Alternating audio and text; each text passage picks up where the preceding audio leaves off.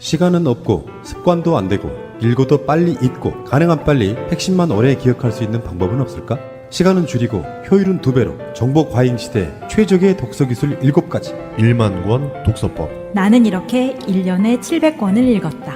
바쁜 일상 속 가장 빠르고 쉽게 나를 성장시키는 방법. 1만 권의 책 세상을 만나는 읽기의 기술을 만나보세요. 1만 권 독서법. 좋은 책을 만들기 위해 바보처럼 가겠습니다. 위즈덤 하우스. 안녕하십니까.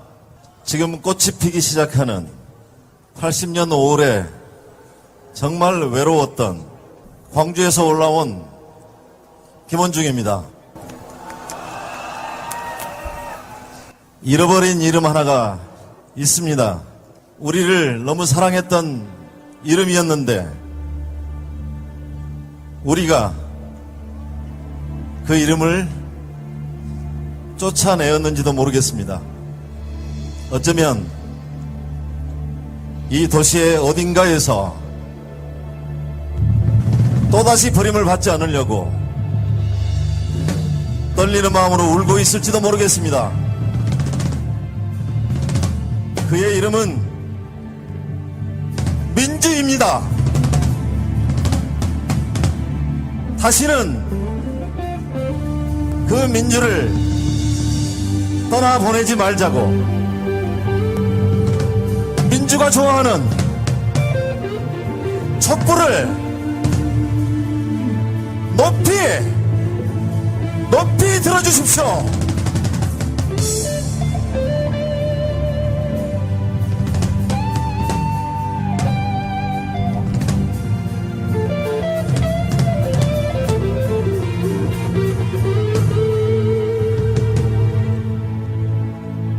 내 머리는 너를 잊은 지 오래, 내 발길도 너를 잊은 지 너무도 오래. 오직 한 가닥 타는 가슴 속 목마름의 기억이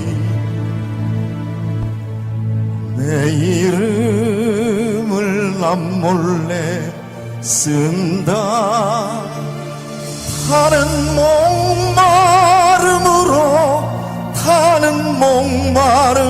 목마름으로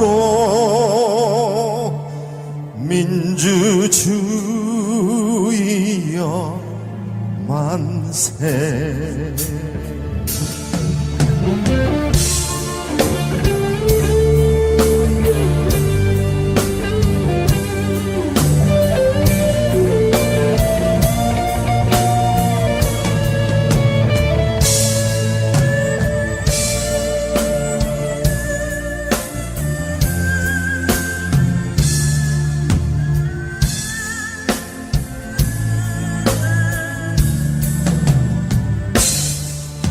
살아오는 저 푸르른 자유에 되살아나는 끌려가는 벗들의 피 묻은 얼굴, 떨리는 손, 떨리는 가슴, 짓떨리는 노여움이 신새벽에 남몰래 쓴다. 타는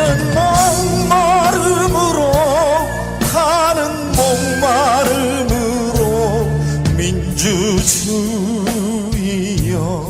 만세. 타는 목마름으로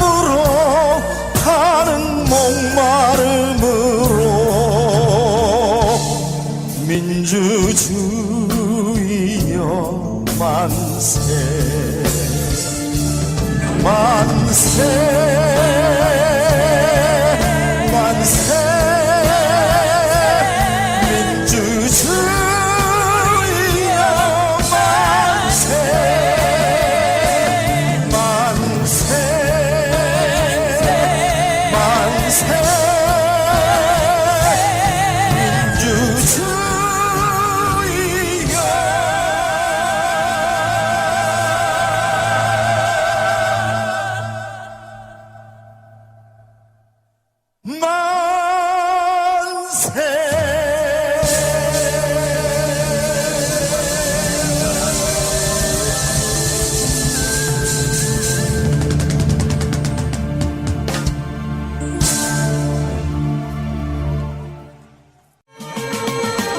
트위터가 진짜 언론입니다.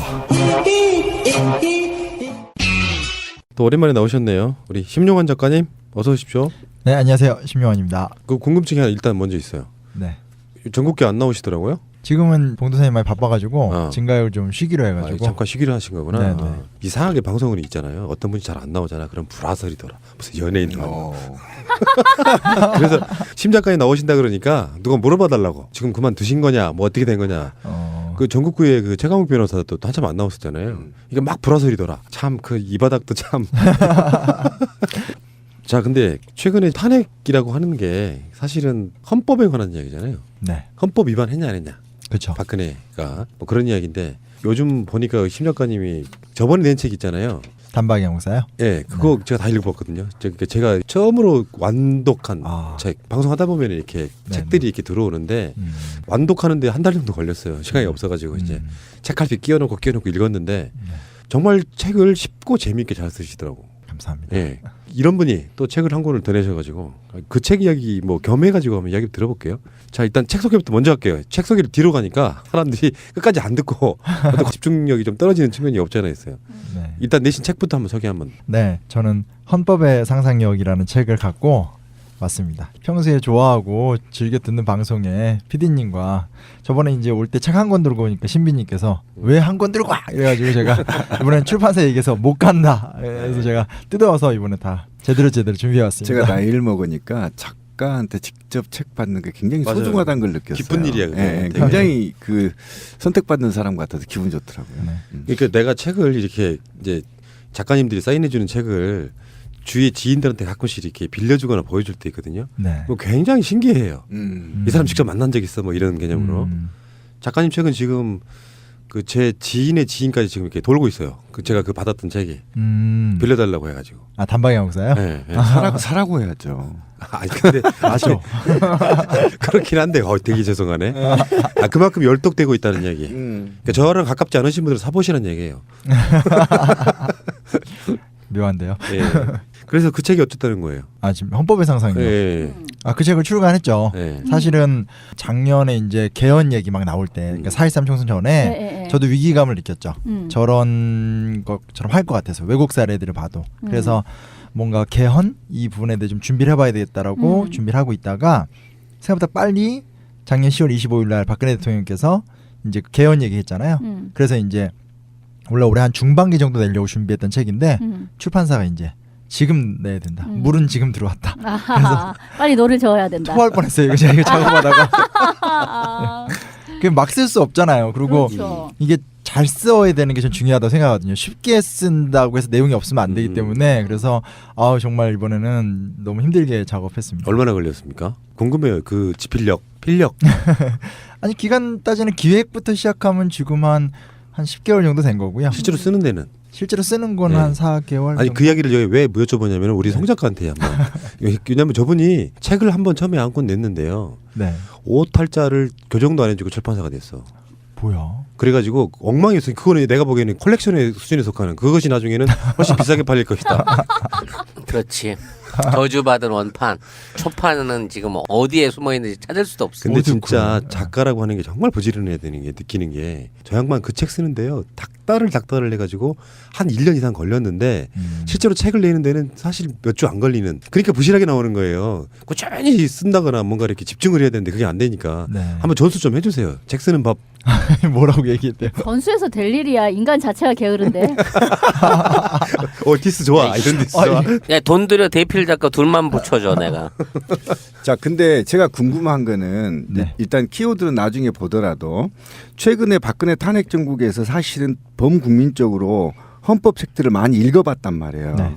그리고 기존에 나와 있던 굉장히 많은 헌법책들이 지금 베스트에 올라간 적도 있단 말이죠. 맞아요. 근데 심용환은 뭐가 그렇게 사회적으로 필요했길래 심용환만의 헌법 읽기를 책을 써야 되는지 그 모티브가 어디에서 왔는 건지 또는 이 책은 다른 애국 서적들과 다르게 뭐가 차별화 있는 건지 좀 얘기해 주세요. 네. 그러니까 저도 고민이 많았어요. 그러니까 이 촛불혁명에서 이 그렇죠. 흐름이 어떻게 가야 될 것인가, 또 나는 뭘 해야 될 것인가.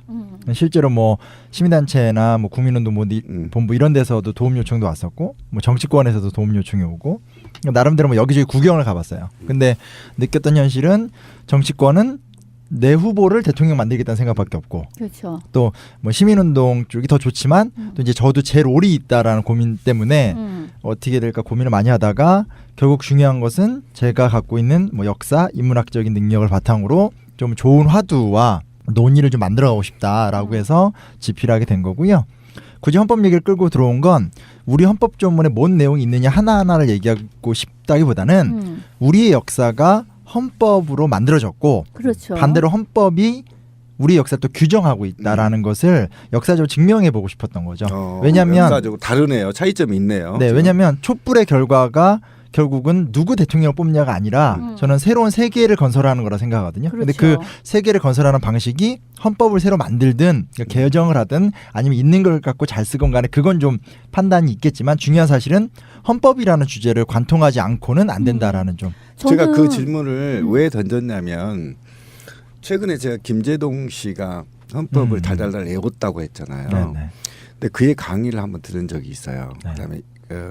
그다음에 만민공동에도 참여해 본 적이 있고, 근데 사람이 품위가 달라지더만 이 그거 헌법이 굉장히- 몸에 익혀버리니까 언어부터 그다음에 지적 수준이 장난 아니더만 키워드가. 그래서 저도 이제 읽기로 시작했어요. 너무 멋있더라고. 아, 이제 외우시려고요? 네, 저도 외워야 돼요. 한 100번 보면 외워지겠죠. 좋다. 아니 근데 뭐 외우는 것도 중요하지만 이제 헌법이 어느 정도로 중요한 것이냐 또는 뭐 헌법 전문에 나와 있는 어떤 기본적인 골자들 이런 것을 좀 체화시키는 거는 대단히 필요하겠다. 왜냐하면 지금 우리가 목도하고 있는 현실을 보면 아니 민주공화정에 사는 사람들이 맞아? 싶을 정도로 너무나 왕정에 익숙한 애티튜드를 보이는 게 많아요. 그래서 그거는 왕정에서 지금 통하는 이야기지 민주공화정의 시민이라면 그런 소리는 할 수 없다. 라는 경우들이 정말 많거든요. 그래서 헌법을 그러니까 우리가 뭐 기본으로 돌아가서 얘기를 하자. 어느 정도 기본은 맞춘 상태에서 얘기를 해야 될 텐데라고 할 때 그 기본이 사실은 헌법인 거잖아요. 헌법을 전제로 얘기를 해야 되는데 그러니까 그래서 헌법을 읽는 노력, 그것을 베이스로 삼는 노력 이게 굉장히 필요하겠다 싶은데 이 책은 헌법에 대한 이야기이면서 그러니까 헌정사 지금까지 어떤 헌정사에 대한 이야기이기도 하면서 외국에서의 그 헌법의 사례 외국의 그 시스템 각 나라 뭐 프랑스나 뭐 북유럽이나 이런 데의 것까지가 포함이 된 거여가지고 두루두루 알기엔 굉장히 도움이 되는 책일 것 같아요. 네. 쓰느라 힘들었어요. 그래서. 그리고 부록에서도 지금까지 이제 9차 개헌, 현재 87년도에 있었던 개헌이 이제 9차 개헌이잖아요. 재헌 헌법에서부터. 그러니까 네. 10개의 헌법을 우리가 가지고 있는 거잖아요. 10개 판본. 근데 그거에 대해서 다 일목해서 볼 수 있게 부록도 이렇게 또 책에 딸려 있네요. 그러니까 저 별책 부록이 되게 좋은 건 출판사가 저를 제대로 신뢰하지 않기 때문에 좋은 부록을 만든 것 같고요. 솔직히 부록이 너무 좋아요. 근데 그 부록이 사실 저작권에 전혀 관계가 없는 헌법이에요. 그러니까. 네, 맞아요. 자, 그리고 저거 한 번 많이 찍으면 값도 별로 안 든다고 하더라고요. 그래서 근데 정말 좋은. 이건 배급해야지 사람들한테. 네, 정말. 방송 중간에 좋아요를 눌러주시면 새날팀들에게 큰 힘이 됩니다. 미리 감사합니다. 힐링 베개가 뭔 줄 알아? 꿈나라 베개. 베개라고는 불려지지만 지금까지의 베개와는 차원이 아주 다른 치유의 역할을 하고 있습니다. 토르말린, 황토, 게르마늄5옥, 소나무 성분이 들어있다고 하네요. 꿈나라 베개. 충전재까지 통째로 세탁이 가능합니다. 공기 비타민, 음이온으로 숙면에 도움을 줍니다. 꿈나라 베개는 근화 신소재 제품을 온라인상에 독점 공급하는 업체입니다. 건강을 위한 선물이 최고죠. 잠이 보약이니 숙면을 선물하세요. 목과 허리를 편안하게 해주는 꿈나라 베개. 직장에 다니다 회사가 망해서 급여를 못 받으신 분, 법적으로 구제받을 방법이 있습니다. 바로 최단금입니다. 노동법은 그리 허술하지 않습니다. 못 받는 것이 당연한 것이 아니라 받는 것이 당연한 것입니다. 가난한 노동자들을 위한 곽승훈 노무사 010-9922-7766 처음 뵙습니다. 예, 저도 처음 뵙습니다. 여성 여러분, 골반이 삐딱하면 허리가 아파요. 아랫배가 나와요. 골반이 바로 서야 건강도 아름다움도 바로 섭니다. 바디로직을 입으세요. 토크밴드의 입체적인 탄력이 틀어진 골반을 바로잡습니다. 간편하고 확실한 골반 교정 타이즈 바디로직. 삐딱한 남성 골반에도 역시 바디로직. 바디로직의 효과를 못 느끼셨다면 100% 환불해드립니다. 자세한 환불 조건은 홈페이지를 참조하세요. 모두가 건강하고 행복한 세상을 위한 나눔의 가치. 의료비 걱정 없는 건강하고 아름다운 사회를 위해 바디로직은 아름다운 재단과 함께합니다. 자, 그럼 본격적으로 이제 만약에 이런 자리에 헌법학자나 어떤 헌법재판관 이런 분들 모시면 재미가 없거든. 근데 심용원 같은 재기발랄한 젊은 신세대 작가가 이런 얘기를 하면 훨씬 재밌을 수 있다. 저는 그런 의미에서 한번 모시게 된 거예요. 질문부터 한번 이제 우리가 본격적으로 한번 해보시죠. 우리나라의 민주주의 역사가 지금 얼마나 됐다고 이야기할 수 있을까? 그 이야기도 한번 잠깐만 해보죠. 실제로 우리나라 민주주의 역사가 언제부터 시작된 거라고 볼 수 있을까요? 뭐 이건 해석의 문제인 것 같은데 제가 그냥 개인적 입장에서 얘기한다면 많은 분들이 반복되는 것 같다는 얘기를 많이 하세요. 그리고 제 책을 보더라도 과거에 있었던 일이 반복되고 그러니까 대표적인 게 예를 들면 최근에 손학규, 김종인 이런 사람들이 개헌을 얘기하잖아요. 근데 이게 최근 얘기가 아니에요. 그냥 50년대 때도 권력이 좀 약한 야당 국회의원들이 주로 들고 나오는 게 개헌이에요. 그러니까 사실은 똑같이 반복이 되는 거죠. 근데 그러다 보니까 어떤 현상이 일어나냐면 지치는 거죠. 시민들이 또 개헌이야. 그리고 이제 현실이 반복된다라는. 근데 제가 느끼는 것은 우리나라가 4.19 혁명을 통해서 권력을 뒤집을 수 있다는 경험을 저는 했다고 생각하고 그렇죠. 6월 항쟁을 통해서 어찌됐건 제도적인 민주주의의 기초는 낮다고 생각해요. 그렇다면 지금 이 순간 우리가 만들어가야 될 이 촛불의 열기의 결과는 뭔가라는 건 결국은 그 헌법이라는 개념이 현실화가 되는 과정이 아닐까? 그리고 헌법이 기껏해봤자 대통령 임기 정하는 제도가 아니라 우리 어떤 삶을 규정하는 생활권과 관련된 그런 문서로 우리 안에 정말 의미 있는 게 돼야 되지 않을까 뭐 그런 방향으로 저는 생각하고 그래서 사실 지금 이 순간이 대한민국 민주주의 역사의 3단계 지점이 아닐까 뭐 그런 문제식을 1단계, 2단계는 어떻게 되는 건데요? 4.19 6월 항쟁이라고 하는데 보통 4.19 6월 항쟁이라는 걸 얘기는 하지만 제 생각에는 4.19는 민주주의, 그러니까 혁명 자체를 경험하는 순간이라고 생각하고 6월 항쟁은 제도적인 기초를 완벽하게 확립한 순간. 형식적 민주주의의. 그렇죠. 근데 지금은 그것에 대한 실질적 민주주의를 이뤄가는 과정으로 가야 되지 않을까 뭐 그런. 근데 그 질문을 왜 드렸냐면은 우리가 이제 선진국들의 민주주의 이야기를 하면서 뭐 대표적으로 프랑스 이야기도 하고 영국 이야기도 하는데 미국의 민주주의가 한 200년 됐다라고 우리가 그렇게 알고 있지 않습니까? 근데 미국도 헌법이 있을 거 아니에요. 네네. 근데 그 기본 베이스 바탕에 평등이라는 게 있다고요? 네네. 그 이야기부터 한번 풀어주십시오. 네, 그러니까 제가 일장에다 썼던 얘기가 사실은 평등, 그러니까 미국에 대한 이야기를 먼저 시작했는데, 그러니까 미국 좋다 뭐 이런 얘기 많이 하고 자유롭다 이런 얘기 많이 하는데 의외로 미국을 연구한 학자들, 꼭 헌법학자가 아니라 역사학자나 여러 학자들이 보는 건 뭐냐면 왜 미국이 이렇게 잘 민주주의 국가가 될 수 있었느냐라는 건 비슷한 수준의 경제력, 비슷한 수준의 교육 수준, 그리고 오랜 기간 동안 단련된 민주주의 훈련. 그러니까 대부분 비슷비슷한 사람들이 있다는 거예요. 그래서 독립을 한 그 순간, 그러니까 프랑스나 영국은 막 계속 그 구체제랑 싸워야 되잖아요. 얘네는 영국 애들을 밀어낸 그 순간 비슷비슷한 자기들끼리 있다는 거죠. 그러니까 그런 사회적인 비슷비슷한 평등성이 그들의 자유민주주의를 발달시키는 원동력이 됐다는 거였는데 저는 그게 되게 충격적이었어요. 그 얘기는 막스도 한 적이 있었어요.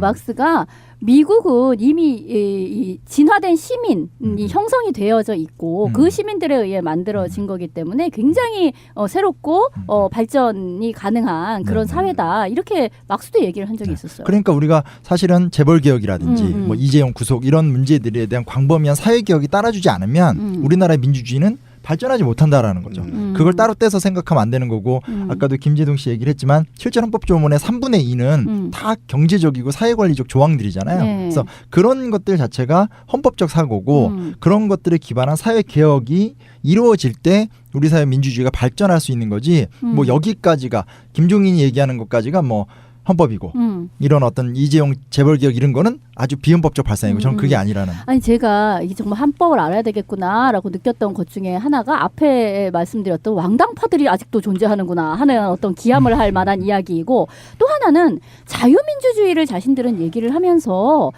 우리 헌법에 분명히 나와 있는 경제민주주의에 대한 문제들은 그러니까 수정자본주의라고 하잖아요. 그런 게 분명히 있음에도 불구하고 그거는 보지 않고 또는 일부러 배관시하고 그런 상태에서 무슨 소리야? 대한민국은 자유민주주의이고 자본주의를 채택하고 있는데 라고 하면서 아주 무한한 착취가 다 가능한 것처럼, 그게 마치 정말 헌법 안 찾아본 사람은 정말 그렇게 믿을 것처럼 네가 얘기하는 건 사회주의고 내가 얘기하는 게 자본주의고 우리나라 헌법은 그래서 그게 맞아 라고 자기들이 무한 경쟁과 착취를 막 주장하는 그런 사람들을 볼 때 아니라고, 헌법에 아니라고 나와 있고 87 헌법에는 그 부분을 굉장히 보강되었다고, 그 얘기 너무 답답한 거예요. 근데 헌법이라는 게 우리가 말하는 대로 전체적인 어떤 한 나라의 어떤 법령, 그러니까 국가 운영 방침, 법치주의의 기본적인 방침인 것이지, 그게 이제 세부적인 안을 보여주는 안은 아니잖아요. 그러니까 각 나라마다 사실 거의 비슷한 수준의 그 미사 요구들로 그냥 이렇게 어떤 개념적으로 만들어 놓은 게 아니냐 하는 생각이 있는데, 그건 사실은 저도 뭐 그런 생각이 있었고, 저도 뭐 헌법에 대해서 원래 제가 헌법학은 아니니까 근데 이제 많이 생각이 바뀐 게, 되게 얘기 잘해주신 게 단적인 게 뭐냐면 결국 박정희 얘기로 가요. 박정희 전에는 그러니까 이승만이나 이공화국까지는 이익균 정권 조항이라고, 그러니까 경제에 있어서 기업이 경영을 해서 이윤을 내면 그 이윤은 기업가와 경영자가 노동자가 공유해야 된다라는 개념이거든요. 그게 있었던 거죠. 있었죠. 이공화국 때까지. 약간 그 뭐랄까 공산주의는 아니고 어떤 평등에 대한 분배에 대한 규정이 있었던 거예요, 헌법 안에. 심지어 그 재헌헌법에서 들어간 조항인데 재헌헌법 당시에는 그걸 두고 국회에서 어떤 논쟁이 벌어지냐면요. 한쪽 국회의원 측은 이거는 노동자의 경영 참여를 보장하는 구절이다라고 주장을 해요. 그러니까 다수가 이제 좋다. 반대편에선 그것까지는 아니고 그냥 공유만 하자. 이득만. 이득을 공유하자는 거다. 결과에 대한 공유. 근데 이게 너무 다른 거죠. 왜냐하면 지금 우리가 생각하는 건 그냥 사실은 기업인들이 뭐 고용주가 노동자들 마음껏 하는 거에 대한 아무런 죄책감이 없잖아요. 근데 사실은 재헌헌법 때 국회의원들의 논의는 노동자의 경영 참여를 시킬 것인가 말 것인가를 갖고 이 균형권을 논의했거든요. 근데 재밌는 게 뭐냐? 박정희 정권이 들어오면서부터 그 싹 없어진 거지. 이익균형권 조항이 빠져요. 근데 제가 너무 억울한 건 그때 당시 공무원들한테도 노동상권이 있었어요. 그러니까. 그런데 박정희가 쿠데타 일으키고 나서 삭제해 버렸어요. 맞아요. 너무 억울해요. 그러니까 박정희가 사실은 이 헌법을 완전 유린하다시피 한 거잖아요. 그러니까 단순히 유신 헌법으로 헌법의 어떤 기본권을 그냥 제한했다, 그런 정도로만 사람들이 알고 있지만, 실제로는 헌정사에 있어서 박정희가 그 미친 해악이랄까, 완전히 이 재헌헌법의 정신도 무시하고, 사실은 제2공화국 때에 만들어진 그 헌법도 지금 우리의 거하고는 조금은 다르고 새로 도입해야 할 것들도 있지만 재발견해야 될 요소들이 굉장히 많이 있잖아요. 그러니까 그런 민주주의에 대한 것들을 싹 다 자기 마음대로 폐기해 버리고 유신이라는 그 끔찍한 헌정 유린을 했던 것인데, 그걸 자꾸 기반으로 생각하면서 그게 마치 자본주의 헌법은 다 그렇게 되어 있는 것처럼 오인하는 사람들이 너무 많단 말이에요. 그러니까 제가 전율을 느낀 게 우리가 제일 많이 쓰는 게 기회의 균등이란 말이잖아요. 그 기회의 균등이란 말이 처음 나온 게 제3공화국, 그러니까 박정희 때부터 한 거예요. 그러니까 그게 지금까지. 무슨 뭐 대단한 진리인 것처럼 그 이상을 이야기하면 넌 사회주의자야? 이렇게 얘기하는. 그러니까요. 자, 그런데 이 책에 그 박정희는 헌법의 카리스마를 만들고 키웠다, 이게 무슨 얘기예요? 그러니까 뭐냐면 이것도 또 하나 좀 알았으면 좋겠는 게, 우리는 박정희 하면 사실은 이승만보다 더 센 카리스마를 가진 독재자잖아요. 그렇죠. 근데 이거는 결과론적인 얘기고 실제로는 그렇지 않았다는 거예요. 그러니까 뭔 얘기냐면, 보세요. 이승만은 원래 되게 유명한 독립운동가고 오랫동안 해외에서 활동했었고 10년간 카리스마 있게 국가를 운영했잖아요. 그렇죠. 근데 사실은 그때 군사 쿠데타를 했었던 박정희는 권력도 자기 혼자 쿠데타 주도한 것도 아니고 대장도 아니었고 왜소한 위치였다는 거예요. 근데 박정희가 쿠데타 이후에 자기의 세력을 강화하는 과정이 결국은 개헌. 헌법을 자기가 원하는 대로 계속 개조를 시켜서 자기의 위상을 인위적으로 키웠다는 거예요. 그거를 많은 사람들이 간과했고, 사실은 저도 몰랐죠. 왜냐하면 저도 역사를 바라보는 게 사건이나 정치사로 봤는데 헌법사랑 결부시켜 보니까 이 박정희라는 사람이 권력 강화 방식으로 헌법을 고쳤구나. 왜냐하면 박정희가 했던 게 첫째는 국회의원의 수를 많이 줄여요. 그렇죠. 그게 박정희가 얘기하는 게 국회의원 150명. 150명이면 충분하다. 지금도 쓰는 말이잖아요. 그렇죠. 국회의원 많을 필요 없다. 그러니까 제왕적 대통령제를 확립시켰다. 최근에 안철수가 그 얘기를 했죠. 그렇죠. 그리고 부통령 선거제 없애고. 왜냐하면 부통령을 선거로 뽑으면 권위가 있는데 없애버리고. 그렇죠. 국무총리 임명제로 바꾸고 경제기획원을 직속으로 시키면서 모든 행정기관을 다 대통령 산하로 두고. 그러니까 대표적 예가 뭐냐면 프랑스는 대통령이 국무총리를 임명해요. 근데 국무총리가 국무회의 의결권을 갖고 있어요. 그러니까 이런 견제를 할 수 있구나. 네, 왜냐하면 대통령이 전체를 주관은 하지만 실물 하나하나 장악할 수 없어요, 구조상. 그냥 국무회의 의결권이 없으니까. 혹은 또 다른 나라는 그건 책에는 안 썼는데 그냥 국무위원들이 임명은 대통령이 하는데 국무위원들이 알아서 결의를 해요. 그러니까 이게 우리가 옛날 신기하다. 뭐 조선시대나 이런 역사를 얘기할 때는 영의정, 우의정, 자의정 이 제도를 없애고 육조 직계제로 하여서 왕권을 강화하였다. 뭐 이런 얘기 있잖아요. 근데 그런 거는 이제 역사책에서 막 달달 외워가지고 시험도 보고 했지만 실제 그 현대에 있어서의 헌정사에는 그게 어떻게 적용되는지를 잘 모르고 있었던 거잖아요. 그렇죠. 예. 네. 그리고 되게 웃긴 게 헌법학이라는 게 자기들이 자존심인지 모르겠지만 계속 독일 무슨 헌법. 그러니까 헌법학이 역사랑 같이 보질 않고 계속 그냥 개념적인 나열만 막 하는 거예요.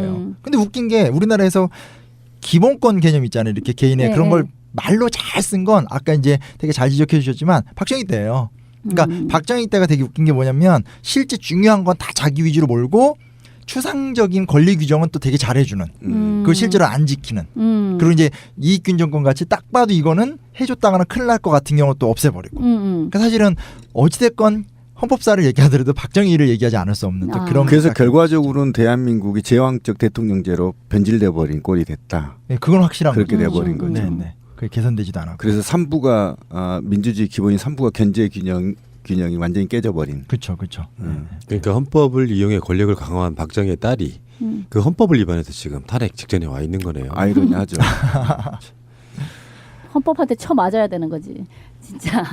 그러네. 근데 여하튼 이게 제가 아까도 얘기한 게 뭐냐면 87년 6월 항쟁 이후에 사람들의 관심이 헌법으로 안 가요. 그러니까 제가 책에다도 자세히 묘사해놨는데 무너뜨리는까지 했어. 6.29 선언으로 양보를 하니까 사람들의 관심이 그 다음에 그럼 우리가 어떤 사회를 만들 거냐. 것인가가 아니라 방금 말씀하신 것처럼 누구를 뽑을 거냐로 가면서 그렇죠. 뭐 후단협 이런 거 만들면서 이제 후보 단일화 해서 뭐 김영삼이냐 김대중이냐 이런 걸로 가는 거예요. 그러니까 저는 막 전율을 느낀 거죠. 제가 책 작업을 하면서 똑같이 가는 게 왜냐면 이 책이 후반부 작업을 할 때가 이제 탄핵 인용이 넘어선 상태였었기 때문에 딱 가는 게 뭐냐면 탄핵 그러니까 인용이 아니라 탄핵 그걸 하고 나니까 그 다음 단계로 가서 이제 문재인이냐 이재명이냐 안희정이냐 갖고 지금도 계속 그렇게 보내잖아요. 근데 87년에도 그랬거든요. 그래서 그렇죠. 개헌 과정 자체는 그냥 여야가 합의하에 처리해버리고 말거든요. 그러니까 그 안에 여전히 오늘날 헌법이 좋긴 좋지만 많은 어떤 제왕적 요소라든지 사회 경제적 요소가 부족하다라든지 특히 얘기하신 공무원 그렇죠. 권한 같은 것들은 다 제한돼 있고 제한돼. 그런 게 하나도 해결이 안 되는 거죠. 그러면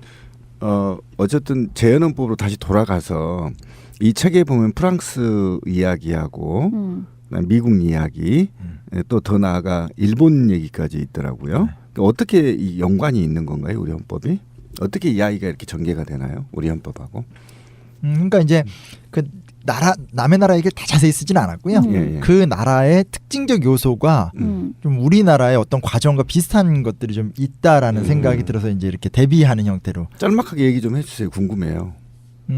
미국에는 어떤 거고 일본에는 어떤 거, 프랑스는 어떤 거냐? 미국은 아까 말씀드린 대로 그 평등성이 있었기 때문에 잘 돌아간 거고 프랑스는 이원 집정부제 갖고 장난치지 말아라는 게 제 문제의식이었어요. 그러니까 뭐 어떤 거예요? 그러니까 자꾸 사람들이 얘기하는 게 뭐냐면 대통령과 총리의 권한을 분할해서 이원 집정부제를 하면 잘 될 거다 이런 식으로 얘기하면서 그때 무슨 김병준 책임 총리지 이런 얘기 막 나왔잖아요. 실제로 프랑스 역사를 공부해 보니까 프랑스는 근 200년간을 계속 내각 책임제로 가다가 그게 도저히 안 되는 거예요. 알제리 문제라는 식민지 문제 때문에.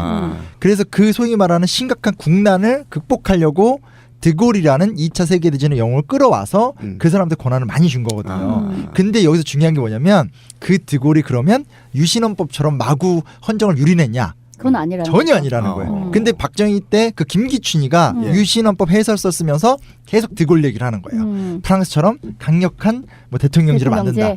근데 그거 아니라는 거죠. 또 김기춘가 나오네요. 다 나와요. 이게 좀 하다 보면. 유신헌법에 상한한. 그러니까. 그러면 이제 헌법 중에 그 권력 구조 중에 지금 뭐 정가의 보도처럼 시기 때때로마다 내각 책임제 이야기가 나오지 않습니까? 근데 그게 이승만 때부터 있었어요? 그런 일이? 네. 계속 반복됐다는 거죠. 아니 그게 이제 제2공화국 때에 내가 아니요, 그러니까 그 전에 재밌는 게 뭐냐면 이제 이승만의 어용 정당이 자유당이잖아요. 그렇죠. 근데 자유당에는 사실은 후계자가 없잖아요. 그렇죠. 그리고 이제 민주당, 야당인 민주당에는 조병옥, 장명 같은 애들이 있잖아요. 그러니까 이거 어디서 많이 보던 구도다. 어쨌든. 네. 그래서 아니 반복되는 거니까. 당도 똑같아. 자유당. 그래서. 심지어 좀 이따 얘기 드릴게요. 우리나라 60년대 때 야권 단일화로 만들어진 정당 이름이 국민의당이에요. 그걸 제가 여기다 책에 썼어요. 여기 써놓고 야 대단한 책 썼다 이러면서 막 뿌듯해하고 잘 모르시는 거 저도 몰랐거든요. 그래서 국민의당이라는 이름이 예전에 있었다. 근데 그게 아니고 이제 뭐냐면 하고 싶었던 말이 그러니까 자유당의 고민이 뭐냐면 이승만이 늙었잖아요. 그러니까 이승만이 죽을 것 같으니까 어떻게 집권 연장을 하지? 해서 자유당 측에서 뭘 제안하냐면 민주당에다가 당을 합치자. 당을 합치고 대신에 이제 뭐 국무총리 지명제 같은 거라서 야당의 유명한 사람이 당수가 되고 의원 내각제법을 바꾸자 이런 제안을 막 해요. 그쪽에서 던진 패였구나. 50년대 때부터 계속 10년간 그랬어요. 근데 그걸 누가 막았냐? 아이러니하게 이승만이 막은 거예요. 왜냐면 이승만 본인은 계속 하고 싶으니까. 그러니까 자기가 원하는 대통령 중심제밖에 관심이 없는 사람이니까 막았는데 실제로는 계속 국회의원들도 그런 식으로 하고 싶어 했던 거고 이공화국이 들어서긴 했지만 이공화국이 정치적인 부분에서는 완전히 또 실패를 하는 거죠. 그러니까 지금 현재 정치권이 그렇잖아요. 모 후보 대세론 같은 게 있고 나머지 지지율이 되게 미약하니까 계속해서 개헌하겠다고 흔들어대고 있고 전반적인 방향은 박근혜 같은 대통령이 권력이 너무 집중돼 있으니까 이걸 분산하는 의미에서 내각 책임제 쪽으로 가자. 뭐 이런 식으로 지금도 선동하고 그렇죠. 있는 거예요. 똑같네요. 역사가 반복된 거야. 근데 나는 이제 선동이 아니라 지금 뭐 어느 다음 대통령을 누구를 뽑느냐도 중요하지만 지금 87년도에 만들어진 이 대통령 중심제의 방식이 계속 앞으로도 오르냐라고 생각해 봤을 때는 더 풍부하게 생각해 볼 여지가 많다고 생각을 하는 편이에요. 이제 그렇기 때문에 어쩌면 지금 이제 조기 대선을 통해서 뽑히게 되는 사람이 이 체제의 마지막 대통령이 될 가능성이 또 있다라고 생각을 하는 편이고 뭐 꼭 이게 자신들이 지지율이 안 나오는 사람들끼리 어떻게든 잡아보기 위해서 계속 개헌 논의를 그냥 한다라는 걸로 치부해 버릴 수 없는 개헌은 나름대로 굉장히 중대한 지금 논의해야 될 어떤 과제로서 주어진 거라고 생각을 하거든요. 거기에 대해서 어떻게 생각하세요? 그러니까 뭐 제가 개헌 논의 전체를 반대한다는 얘기는 아니에요. 다만 중요한 건 이건 있는 것 같아요. 방금도 얘기했지만 국회의원들이 자기의 권력을 위해서 이합집산으로 개헌 논의를 했던 건 흔한 일이고 그렇죠. 지금도 반복되고 있고 또 하나 뭐냐 의원 내각제 할 수 있는데 그러니까 아마 그 챕터 제목이 그럴 거예요. 국회의원은 믿을 만한가. 왜냐하면 자기들도 자기들 욕망이 있는 거잖아. 그렇죠. 그리고 더 심각한 건 뭐냐면 가장 큰 문제는 의원 내각제에 대한 경험 자체가 좀 없다라는 거. 그러니까 왜냐하면 의원 내각제의 본질은 민의원과 참의원이 있어요. 그러니까 쉽게 말하면 하원과 상원이 있는데 예를 들면 아주 간단하게 얘기하면 이건 미국 얘기긴 한데 하원은 국민들이 투표를 해서 빨리빨리 뽑아요. 지금 국회의원처럼. 근데 상원은 임기가 길어요. 그리고 미국은 주 대표로 뽑아요. 옛날 지금 좀 바뀌었지만. 그게 무슨 얘기냐면 국회에 두 종류의 국회의원이 있어서 그 두 종류의 국회의원의 이해관계가 다른 거예요. 하원은 국민들의 여론을 바로바로 반영해주고 상원은 자기 주의 이익을 대변하는 사람들이어서 상호 견제를 해주는 거거든요.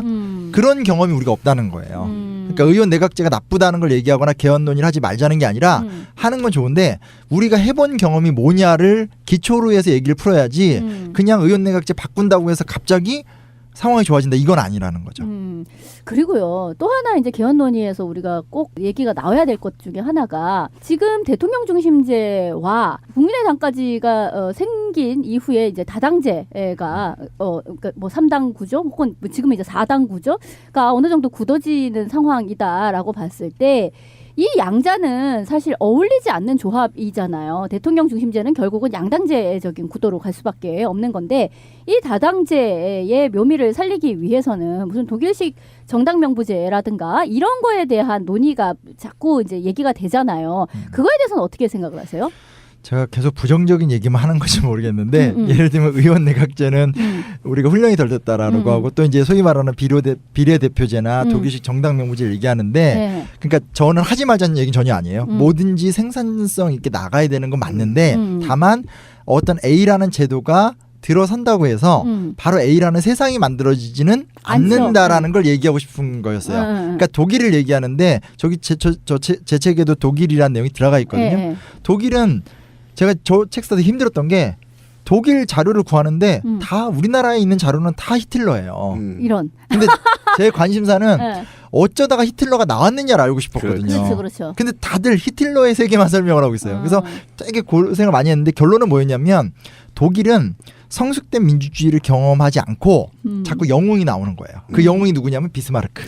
그리고 히틀러. 그 당시에는. 그러니까 카리스마 있는 지도자가 나와서 문제를 해결해 주니까 사람들이 비스마르크 좋다. 이러면서 민주주의를 발전시키지 않는. 비스마르크는 그래도 좀 꽤 괜찮았던 거잖아요. 네, 근데 이제 민주주의의 성숙사의 관점으로 본다면 왜냐면 비스마르크는 괜찮았는데 히틀러는 아니었잖아요. 그러니까 그게 문제인 거죠. 그래서 이제 그런 것을 방지하기 위해서 정당 명부제 같은 방식이 도입이 되었다라는 말씀이세요? 그러니까 그래서 그런 과정 속에서 결국은 그 참화를 겪은 다음에 애들이 자기네들에 맞는 제도를 만들었다는 거예요. 예를 들면 요즘에 비례대표제 얘기 많이 하지만 책에도 일본 사례를 써놨지만 일본은 중선거구제고 그렇죠. 중선거구제였기 때문에 사실은 소수정당이 의석수가 많은데 문제 뭐냐? 소수정당도 의석수가 많지만 그렇게 되면 또 다수정당도 의석수가 많아지게 자민당은 계속 해먹는 상태가 되고 해먹는 상태가 되고 영구적으로 헤쳐먹죠. 그러니까 마냥 우리가 헌법이든 개헌이든 논의하는 건 좋은데 현재가 문제니까 B로 가자, C로 가자 해서 바로 B나 C로 제도를 도입한다고 해서 짜자잔 사회가 바뀌는 건 아니라는 그렇죠. 거죠. 그 역사와 그 사회가 그에 걸맞는 제도나 문화를 만들면서 헌법도 갖춰가는 거라는 거를 좀 많이 얘기를 하고 그래서 싶어요. 저는 그걸 묻고 싶었어요. 지금 우리가 일부 학자들이 딱 인구 대비 또 이 지역이 직접 민주주의가 굉장히 쉽다. 그래서 국회를 해산하고 직접 민주주의 체제로 가는 게 낫지 않냐라는 의견도 있는데 그건 너무 급진적인 이야기인데 그건 제가 별로 들어보지 못한 주장인데 아니 촛불 때 모 교수님이 나와서 책도 내시고 계속 강의가 있었는데 호응이 굉장히 높았어요. 그러니까 예를 들면 국회가 실제로는 지금 입법을 국민이 직접 입법을 관장하자는 게 아닙니까? 그러니까 국회가 거의 이제 권력기관으로 되다 보니까 그런 얘기가 나온 것 같아요. 그게 우리가 그런 경험이 없어서 당장 가능할까요? 근데 이건 있어요. 저는 이제 자치의 부분에서 외국의 주로 헌법들은 지방자치에 대해서 법령이 아니라 법률의 제한 범위를 둬요. 그러니까 국회에서 만든 법률 내에서 자유롭게 하라라는 건데 우리나라는 웃긴 게 법령이에요. 그러니까 법률과 행정명령. 근데 이 얘기는 뭐냐면 결국은 행정명령이 굉장히 강화되는. 네, 대통령이 다 지방자치제를 통제할 수 있는 거예요. 그렇죠. 그러고 예산까지 갖고 있기 때문에. 그 예산권을 갖고 있고. 또 심각한 거는 우리의 지방자치는 사실은 지방자치단체장을 뽑는 투표권밖에 없어요. 그렇죠. 그러니까 자치 역량을 길러가기 참 힘든 구조라는 거죠. 근데 지방자치 얘기가 나왔으니 망정인데 이번에도 왜 뭐 문재인 캠프에서도 얘기가 나오고 또는 뭐 안희정 같은 경우에 좀 더 그것을 센 버전으로 얘기를 하기도 했는데 그러니까 뭐 연방제 수준의 거의 무슨 지방자치 이런 얘기까지도 한켠에서는 나오고 있어요. 그 지방자치 관련해 가지고는 앞으로 이제 뭐 개헌 논의가 인다고 하면 어떤 방식이 되어야 된다고 생각하세요? 그러니까 제 말이 뭐냐면 이게 이런 거잖아요. 그러니까 지금이 문제니까 확 갈아엎으면 새로운 세상이 오냐라는 건데 연방적 지방자치제라고 얘기를 하는데 우리나라가 사실은 고구려백제 신라부터 지금까지 연방이었던 적이 없고 그렇죠. 중앙집권 국가로 왔고 현재 우리가 경험하는 의회도 단원제와 지방자치단체장밖에 없는데 예를 들면 이런 건 가능해요. 그러니까 예를 들면 지금 국회의원이 단원제잖아요. 얘네들을 더 광역구로 뽑는 거예요. 차라리 광역구에 한 2명씩 뽑으면 얘네들이 지역에 대한 이해관계에서 벌어질 수 있죠. 그렇죠. 그리고 지방자치단체장을 차라리 지금 국회의원처럼 지역 대변인처럼 권한을 줘버리는 거예요. 이러면 우리나라가 소위 말하는 전체 지역 균형을 생각하는 조금 더 광범위한 국회의원 집단과 지역민의 이해관계를 반영하는 지자체 간의 양원지적 도의원, 도의원, 시의원, 그렇죠. 그렇죠. 도의원이나 시의원한테 실제로 그 지역구에 대한 영향력을 맡겨버리는 거예요. 그러면 지방자치제하고 합쳐지는 거예요? 그러니까 뭐냐면 이렇게 지금 사실 우리가 국회의원하고 지방의원하고 따로 놀잖아. 근데 사실은 그 둘의 롤도 잘 모르잖아요. 이게 네. 국민들은. 그러니까 차라리 제 말은 뭐냐면 국회의원을 조금 더 상원화시키고 지방자치단체들을 하원화시키면 양자간의 견제가 되면서 조금 다른 지형도가 만들어질 수 있지 않을까. 이 말이 옳다는 게 아니라 이런 식으로 우리가 해온 거에서 뭔가를 붙여가면서 우리의 전통을 만들어야지 갑자기 대통령 바꾼 다음에 입시제도 바꾼다고 해서 입시 문제 안 해결됐잖아요. 근데 그 만약에 그렇게들 해버릴 경우에는 간접민주주의가 더 완고하게 정착돼 버리잖아요. 그런 문제도 있는 거잖아요. 그렇죠. 근데 이제 뭐 모르겠어요. 저는 아직까지는 직접 민주주의로 한 2,000명 단위나 3,000명 단위의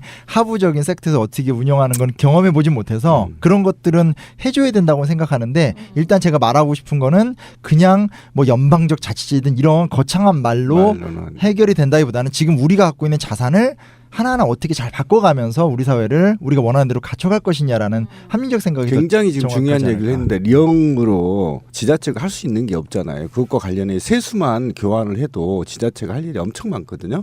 근데 그 세수 교환도 안 이루어지고 법령도 령 하위 단위 대통령 령 하위 단위로 입에 못하게 해서 행정자치부 장관이 지자체장을 갖고 놀아요. 맞아요. 이런 개 같은 지방자치대가 어디 있어요? 그러니까요. 그런 거라도 하나씩 개선해 나가는 게 맞죠. 아니 그 국정교과서 같은 거 보더라도 교장이 어찌됐건 임명을 교육부 장관이 하니까 그렇죠. 교장이 언제나 다 학교에서의 전위대가 될 수밖에 없는 구조잖아요. 그러니까 그런 것들을 하나하나 해체해 나가면서 자치의 공간과 자율의 공간을 만들어주면 그렇죠. 한국형 민주주의라는 거, 그 박정희가 만든 그 나쁜 한국형 민주주의 말고 오늘 우리의 맥락에 맞는 우리 수준에 맞는 민주주의를 계속 발전시켜 나갈 여지가 있다는 거죠.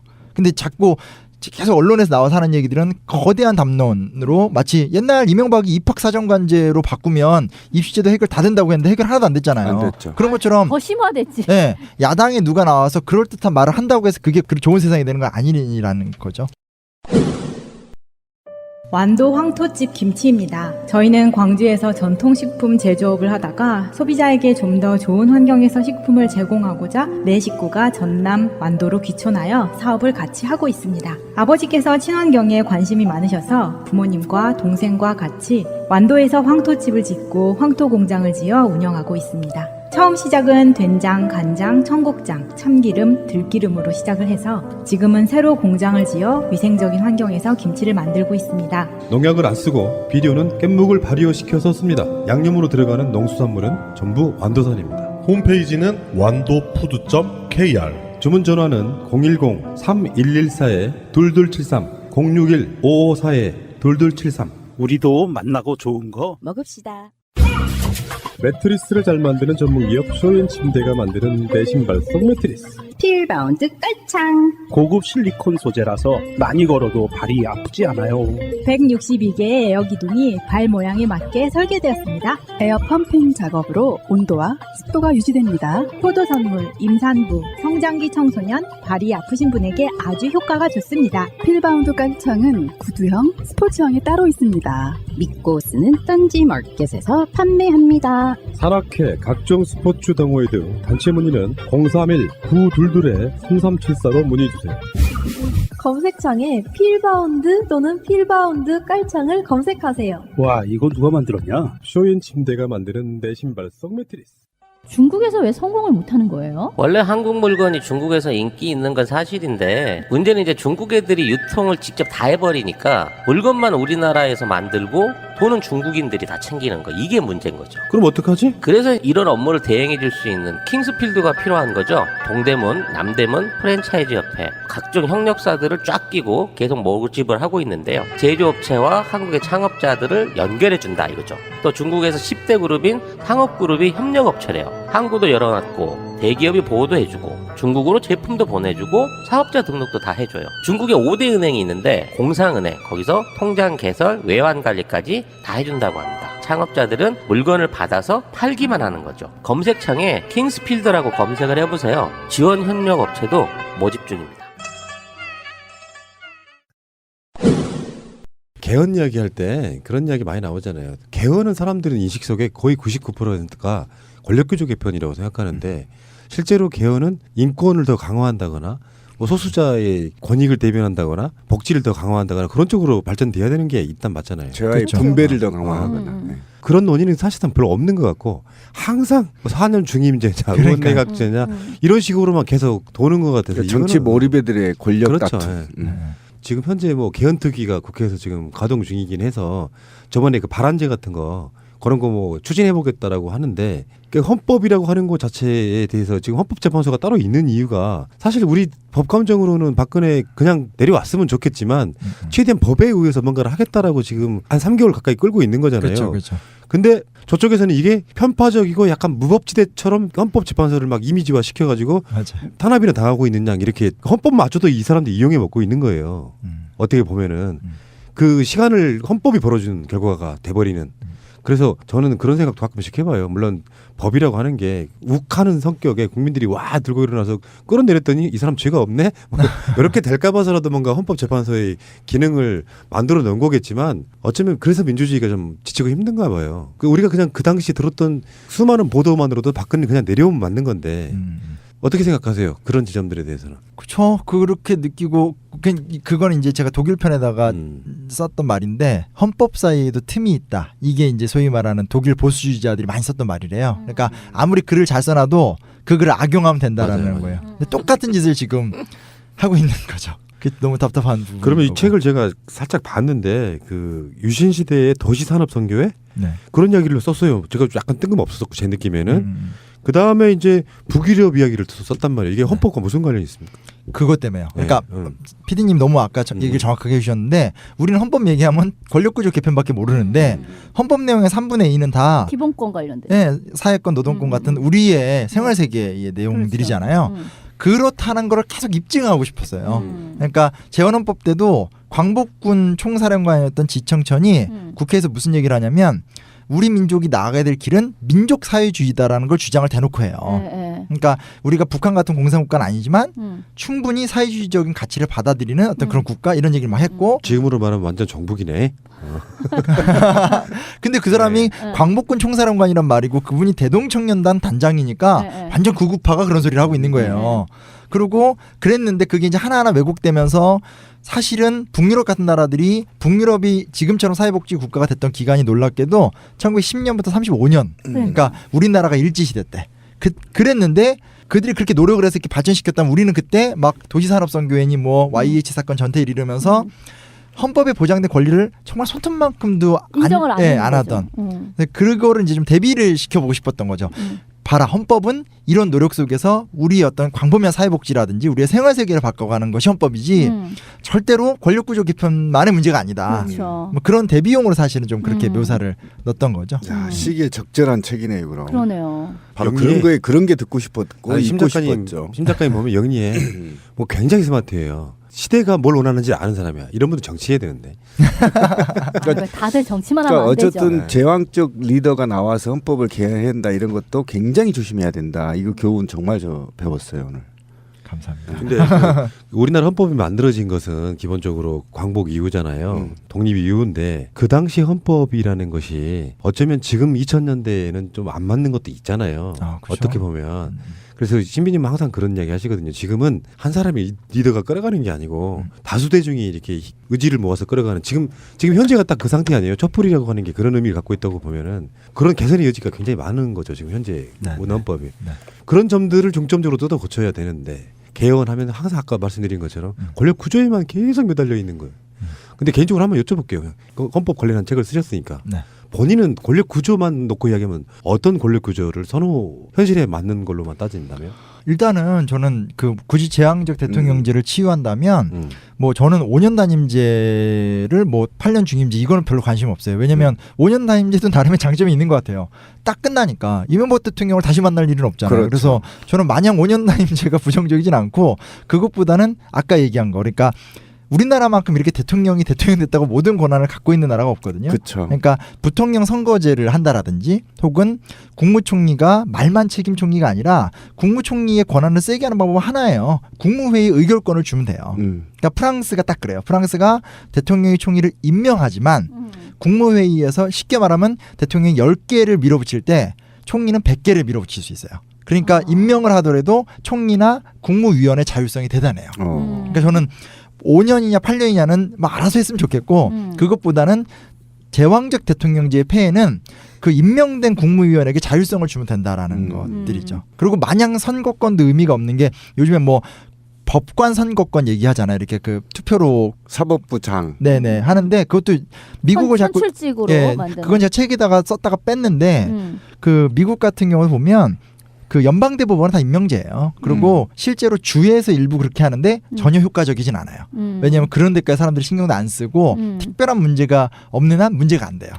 근데 사법부와 관련해서는 제가 할 얘기가 많은데 그 배심제하고 기소 배심제하고 재판 배심제 전면 도입해야 되는 거잖아요. 네. 그렇게 되면 사법부장이 권한이 없어지거든요. 자동으로 네네. 미국처럼. 네네. 그러니까 그거가 원래 만약에 투표가 그러니까 선거직으로 사법부 3부장을 뽑지 못한다면 적어도 사법부가 행정부로서 독립할 수 있으려면 적어도 배심원제 기소 배심제나 어쨌든 재판 배심원제를 전면 의무적으로 도입해서 이것이 검찰의 기소권을 시민한테 돌려주는 것이 맞잖아요. 그렇게 개헌하는 방식도 있는 거죠. 그게 제가 볼 때는 오히려 더 사법부장을 선출하는 것보다도 훨씬 훌륭한 네네. 민주주의에 부합된다는 거죠. 그리고 실제로 지금 그 그러니까 대통령이 사법부장을 결국은 임명하는 그러니까. 구조를 좀 개선하거나 그렇죠. 아니면 헌법재판소하고 대법원의 권한을 완전 분할을 시키거나 분할시켜버리거나. 이런 모델이 다 있어요.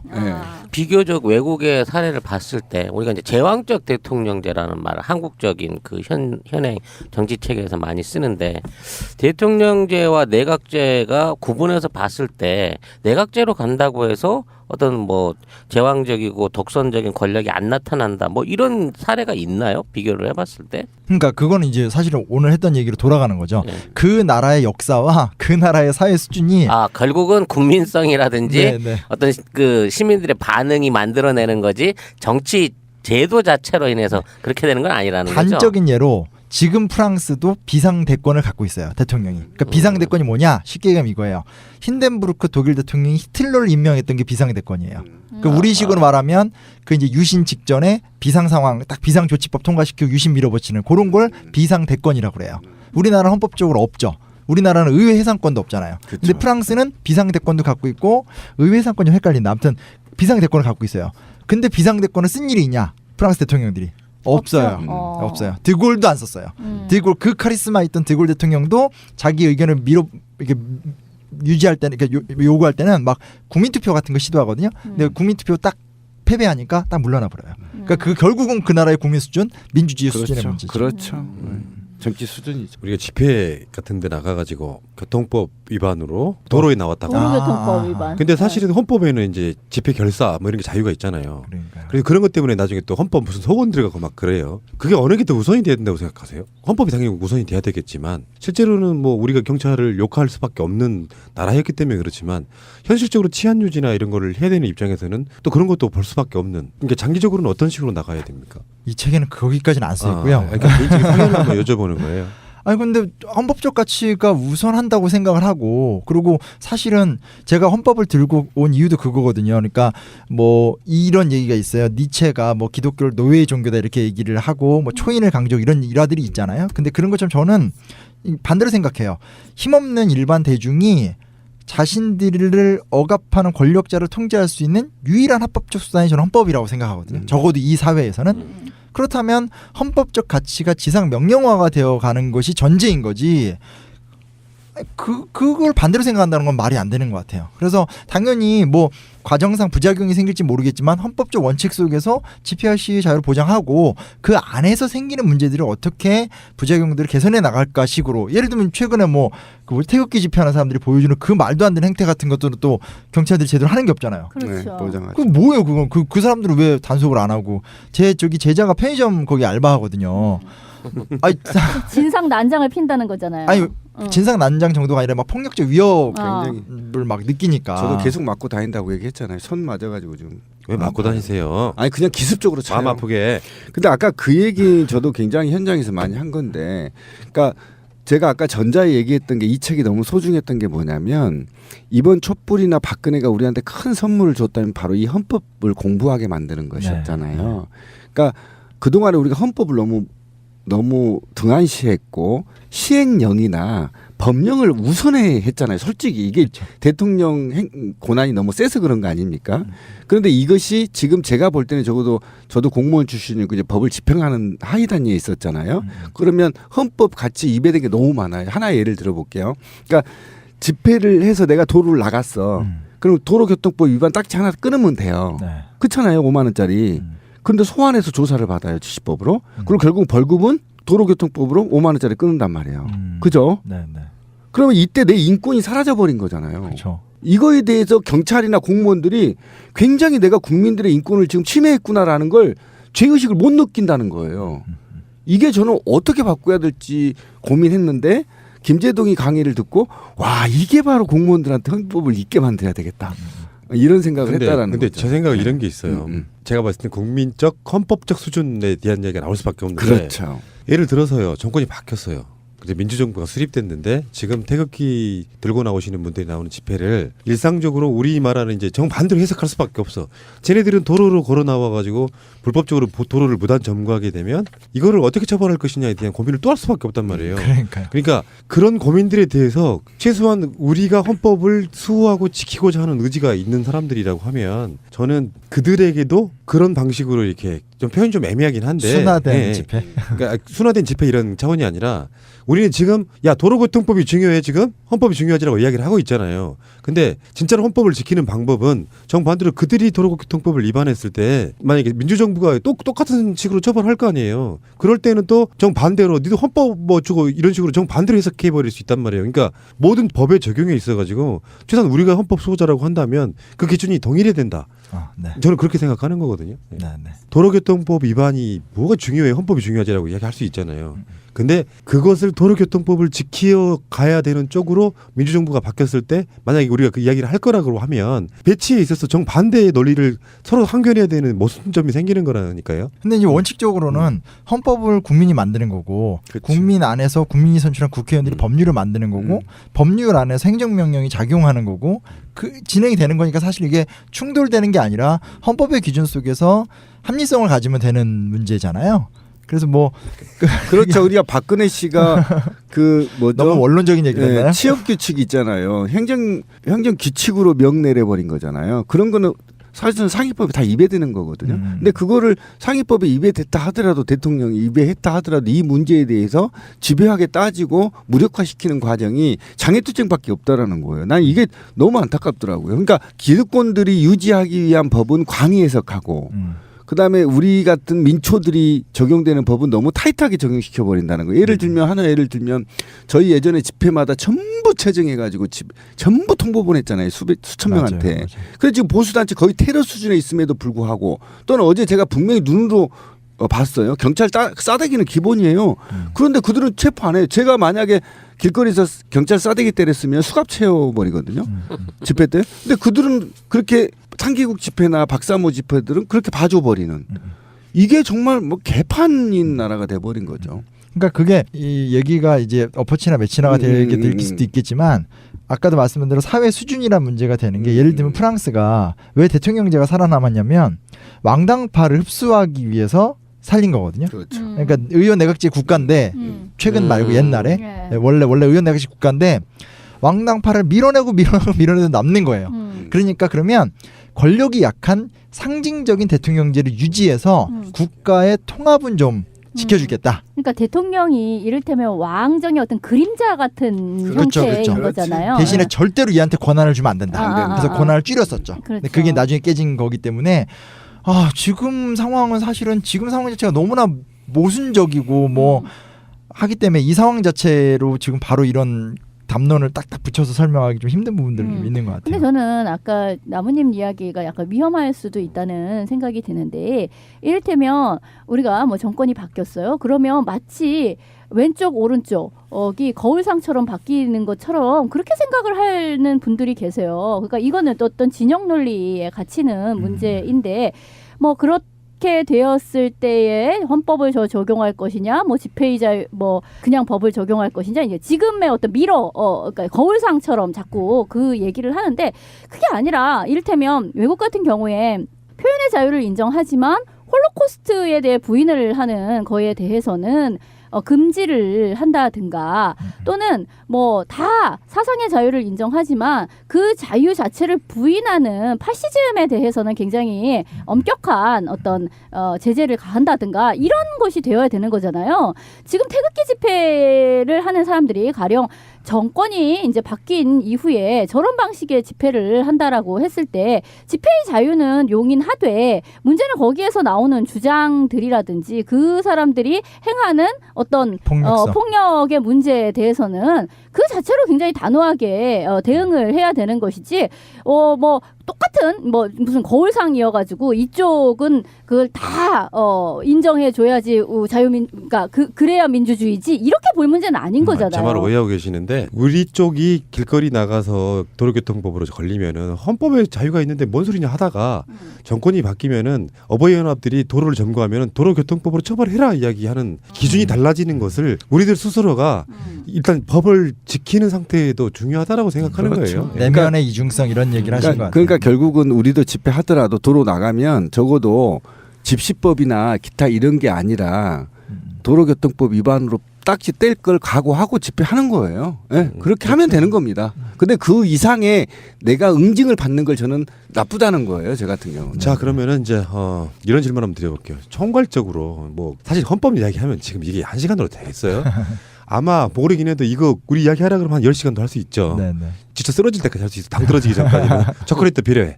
근데 문제는 헌법 책도 아마 원래 전공은 아니셨을 테니까 네네. 공부를 막 하시면 쓰셨을 거 아니에요. 네네.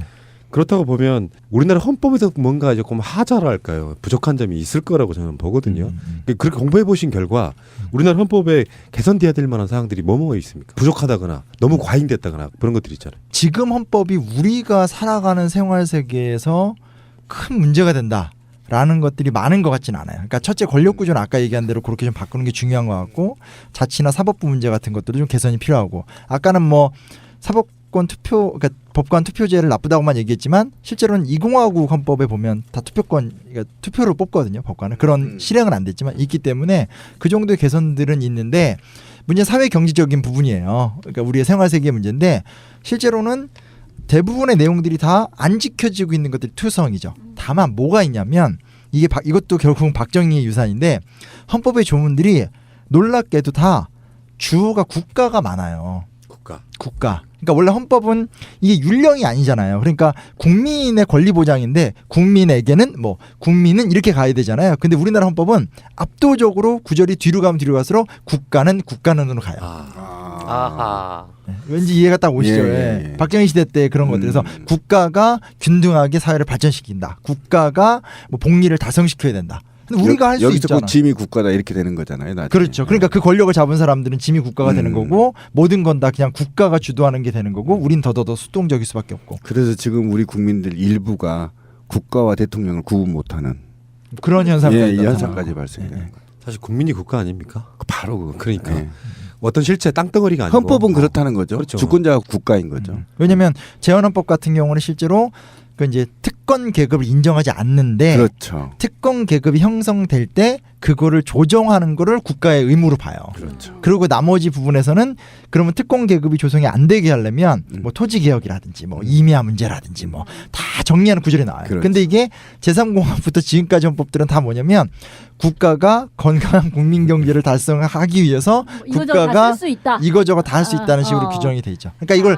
가장 부정적인 측면은 그걸 악용하는 게 문제죠. 그러나 아무리 좋게 보더라도 결국 주체가 민주국가인데 민주가 아니라 국가주의로 헌법이 구성되어 있다는 한계는 여전히 그렇구나. 있죠. 예, 예.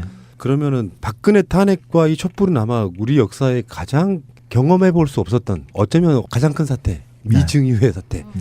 이런 기간을 거치고도 헌법에 그 정신을 담지 못한다면 그래서 그것들로 인해서 국민이 국가인 그런 나라를 만들지 못한다면 다시 무용지물 아니겠습니까? 그렇죠. 명문화시키고 헌법에 반영돼야 되는데 그러면 그렇게 만들어지는 그러니까 개헌이 있긴 있어야 돼. 뭐 정권이 바뀌어서 하여튼 어떤 방식으로든 개헌이 있어야 되는데 우리가 말하는 권력규제 개편 말고 그건 자기들이 알아서 할 문제 오히려 보이고 이 헌법에 이 촛불 박근혜 탄핵에서 만들어진 헌법에는 정말 어떤 문구만큼은 꼭 들어가야 된다고 보세요? 저는 일단 첫째는 무조건 이균정권이에요. 그러니까 어찌됐건 그 나라의 전통 속에서 더 좋은 전통이 좀 만들어질 수 있다고 생각하는데 어찌됐건 재헌헌법에 명확하게 들어가 있거든요. 기업 경영에 의해서 나오는 수익은 노동자와 경영가가 공유한다. 그리고 그 공유를 위해서 그 당시 국회에서는 근데 되게 웃긴 게 그 당시 국회는 되게 생산적으로 토론을 하는데 제가 국회 속기록을 다 읽어봤거든요. 그러니까 모든 걸 다 읽진 않았지만 이 개헌 과정되는 70년간의 그 속기록을 다 읽어봤는데 정말 웃긴 게 뒤로 갈수록 읽을 가치가 없어지게 되는 나중에 가면 우리 이승만 선생께서 독재람이 뭐가 어떻습니까? 우리가 모셔야지 이런 발언을 국회에서 맛이 가기 시작하는구나. 상상을 초월해 이게. 그러면은 이제 헌법이 아니라 일종의 바치는 헌정문 비슷하게 돼버린 거잖아. 근데 그게 지금도 그렇잖아요. 그게 한 국회의원이 하는 게 아니라 그날 회의에서 4명이 똑같은 얘기를 하고 박정희 때는 그런 게 없어요 또. 왜냐면 그런 논의 자체를 왜냐면 이게 확 쳐버리니까. 아니, 심지어 헌법재판소에서 약한 여자 대통령을 다구리 넣고 있다고 말하는.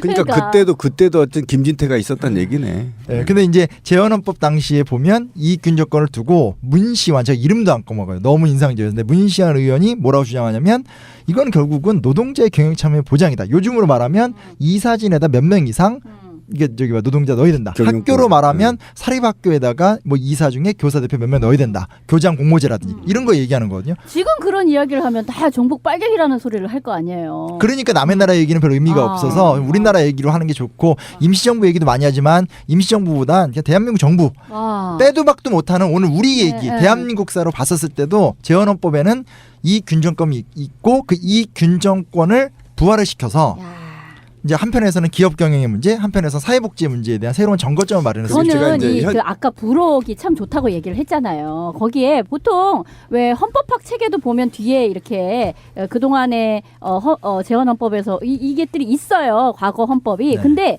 난 특이하게도 이게 과거 재헌헌법부터 나와.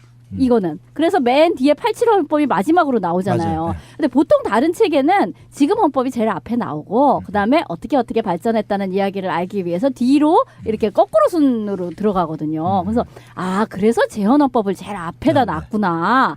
이거를 우리가 봐야 된다는 거잖아. 그쵸. 당신들이 그렇게 국부로 내세우고 싶어 하고 여기에 무슨 건국절이니 몸내 하면서 그렇게 강조하는 이 재헌 헌법이 뭘 얘기하고 있었는지를 알아야 된다는 거 아니에요. 그리고 책을 이제 보면 제가 이제 찾아보기 좋게 별책 부록이기도 하지만 어디됐건 저도 제 한계 속에서 책을 썼고 하지만 원 자료인 헌법이 있으니까 제가 가이딩은 대드리지만 또 보면서 신용환 이거 놓쳤네 이런 거 있네 하면서 새로운 상상력을 또 나눌 수도 있잖아요. 그래서 사실은 좋은 별책 부록 만들었어요. 그래서 제목이 헌법의 상상력이구나. 그러니까 대한민국 헌법 제10호가 지금 현재까지 마지막이잖아요. 네. 그래서 그게 시행된 게 1988년이니까 그때는 스마트폰이 없었죠. 시대가 바뀌었다는 얘기입니다. 다시 말씀드리지만 권력구조 개편 말고요. 그거는 지연 말단적인 걸 수도 있다고 생각이 들고 헌법의 정신이나 이념을 좀 시대에 맞게 따라가는 것도 좋지 않겠느냐 이런 생각이 들고요. 마지막으로 우리 심 작가님, 저희 애청자분들께 못하신 말씀 드리겠습니다. 네, 제가 뭐 강연 제목이 돼버리게 됐는데 헌법을 상상하라.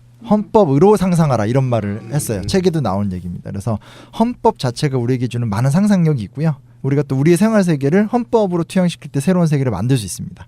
제가 책의 마무리에 뭐라고 썼냐면요. 꿈을 꾸기 힘든 시대지만 꿈을 꿔야만 합니다라고 썼습니다. 그렇죠. 뭐 저는 뭐 정치가도 아니고 뭐도 아니긴 한데 제가 나눌 수 있는 건 지식인 것 같고요. 저와 함께 헌법을 바탕으로 한 새로운 상상력을 얻어갔으면 좋겠습니다.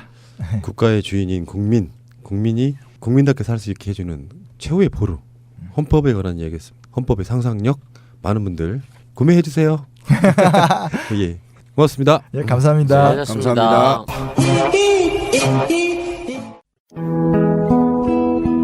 아기 돌잔치, 결혼식 답례품, 단체 기념품 등 이 세상에 없는 것도 맞춤 가능하다는 갤러리 기프트. 새날의 많은 애청자들이 이곳에서 단체 선물을 제작하였고 사장님의 헌신적인 노력 덕분에 감동했다는 피드백을 보내주셨습니다. 연대를 실천하시는 애청자님들과 욕 대신 감사하다는 말을 듣게 해주신 사장님께 감사를 드립니다. www.gallerygift.co.kr 1666-5404 새가 날아든다 팟빵 1, 2 채널 유튜브 새가 날아든다. 구독하기를 꼭 눌러주세요. 구독하기를 하시면 정말 새가 날아갈 수 있는 힘을 주시는 겁니다. 구독하기는 공짜입니다.